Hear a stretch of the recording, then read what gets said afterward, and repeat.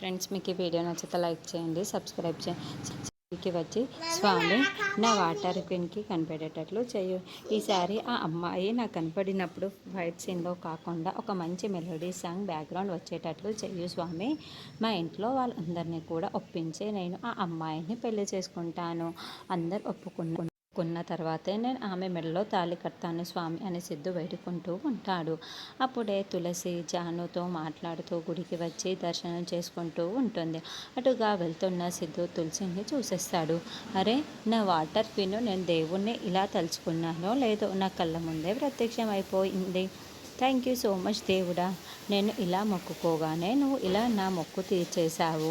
నా వాటర్ క్వీన్ని నా కళ్ళ ముంద కనపడేలా చేసేసావు అని సిద్ధు చాలా ప్రేమగా గుళ్ళో దేవుణ్ణి దర్శనం చేసుకుంటున్న తులసి ముందుకు వచ్చి నిల్చొని ఉంటాడు. ఇక తులసి చాలా షాకింగ్గా సిద్ధుని చూస్తూ ఉంటుంది. ఇక సిద్ధు అయితే అక్కడున్న దేవుడిని కుంకుమ తీసుకొని తులసి నుదుటిన పెట్టేస్తాడు. తులసి మరింత షాకింగ్గా సిద్ధుని చూస్తూ ఉంటుంది.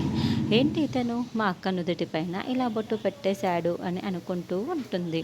మరి సిద్ధు నిజంగానే తులసి నుదుటిపైన కుంకుమ బొట్టు పెట్టాడా, లేకుంటే కల కంటున్నారా, లేకుంటే నాకు వాటర్ కింద కళ్ళ ముందే కనపడింది అని సంతోషంలో ఉన్న సిద్ధుకి ఇప్పుడు తులసి నువ్వు దుర్మార్గుడివి అంటూ ఇలా షాక్ ఇవ్వనుంది అంటే నెక్స్ట్ ఎపిసోడ్లో చూద్దాము.